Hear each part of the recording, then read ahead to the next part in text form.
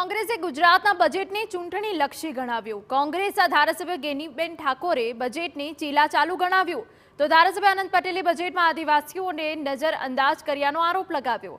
તો આ તરફ કોંગ્રેસ ધારાસભ્ય તુષાર ચૌધરીએ બજેટે ગામડા વિરોધી ગણાવ્યું। તેઓએ આરોપ લગાવ્યો કે આ બજેટ બાદ ગામડાના અસ્તિત્વ સામે જોખમ સર્જાશે।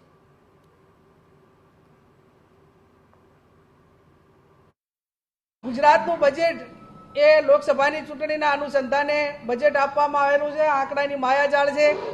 એની અંદર એવી કોઈ માત્ર ગિફ્ટ સિટીની અંદર એવી જાહેરાત કરવામાં આવી કે એને પ્રોગ્રેસ કરવામાં આવશે। એટલે ગિફ્ટ સિટીનો વિકાસ શા માટે કરવામાં આવશે એ આપણે હમણાં જ વાઇબ્રન્ટ ગુજરાતની અંદર જોયું। અને ગુજરાતની ગૃહિણીઓ હોય, મોંઘવારી હોય, ફી હોય કે જે લોકોની સમસ્યાઓ છે એ સમસ્યાઓના સમાધાન માટે કે એ લોકોને મદદ કરવા માટે આ ગુજરાત સરકારના બજેટની અંદર જે ચીલાચાલુ બજેટ કહેવાય એવું બજેટ છે। આદિવાસી વિસ્તારની જો વાતો કરવામાં આવે તો આદિવાસી વિસ્તારમાં જે સાયન્સ કોલેજ હોવી જોઈએ, આદિવાસી વિસ્તારમાં જેટલું જુદી જુદી સરકારી કચેરીઓમાં મહેકમ હોવું જોઈએ, અથવા તો જેટલી પણ અત્યારે પ્રાથમિક શાળાઓ ચાલે છે પ્રાથમિક શાળાઓ ઇંગ્લિશ મીડિયમ પ્રાથમિક શાળાઓ આદિવાસી વિસ્તારમાં જોવા મળી નથી।